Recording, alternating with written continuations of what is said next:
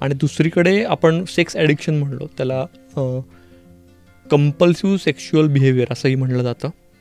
तर हा थोडासा वेगळा विषय आहे की मेंदूमध्ये काही जी हार्मोन्स सिक्रेट होतात तर त्यातलं काही प्रमाण वाढल्याने हे ॲडिक्शन होऊ शकतं. ह्याच्यात पॉर्न हा भाग बऱ्याचदा असतो किंवा नसूही शकतो.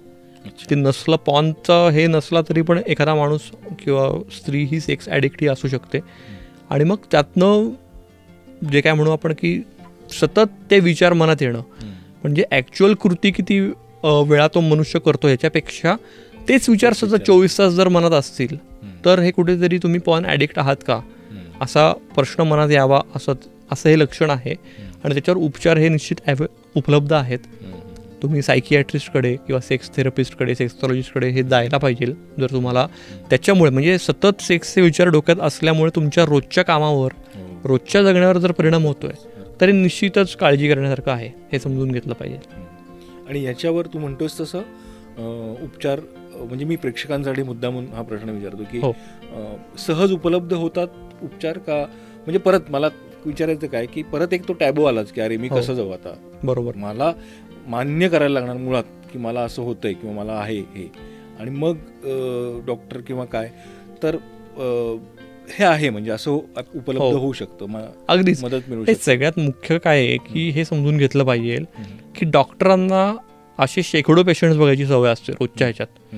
त्यामुळे ते तुम्हाला बघून असं काही जज करणार नाहीये की अरे हा आलाय बरं का, सचिन आलाय बरं का, आणि तो ही समस्या घेऊन आलाय बरं का, म्हणजे काहीतरी खूप भयानक आहे असं नाही. त्यांच्या दृष्टीने तुम्ही पेशंट म्हणून आहात. कॉन्फिडेन्शियलिटीचे त्यांचे क्लॉजेस असतात. त्यामुळे उद्या तुझ्या घरचे किंवा मित्रमैत्रिणी जरी गेले त्यांच्याकडे तरी ते तुझी ओळख सांगणार नाही आहेत त्यांना पेशंट म्हणून. तर हे समजून घेतलं पाहिजे. आणि एका डॉक्टरांनीच सांगितलेलं उदाहरण आहे, मला सायकियाट्रिस्ट आहेत ते, की त्यांच्या एका मित्राला ज्या स्वरूपाची व्याधी होती की सेक्स ॲडिक्शनची, म्हणजे त्याचं लग्न होतं झालेलं, तो सुखी संसार सुरू होता, पण एका पॉईंटला बायकोही म्हणायला लागली की तुमची एवढी काही डिमांड मी नाही फुलफिल करू शकत, सतत तुमच्या मनात हेच असतं आणि तुम्हाला रोजच जर अपेक्षा असेल तर ते नाही होणार.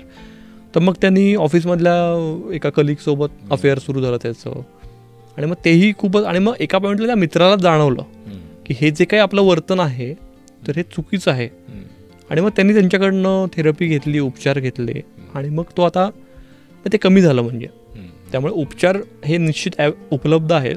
फक्त ते तुमच्या मनात जर संकोचित असेल आणि न्यूनगंडच असेल तर डॉक्टर तर तुमच्या दारापर्यंत येणार नाही आहे. पण हेही तितकंच खरं आहे की आज अनेक प्रोफेशनल्स, तज्ज्ञ या विषयात काम करणारे आहेत सुदैवाने, त्यामुळे त्यांच्याकडे विनासंकोचे जायला पाहिजे.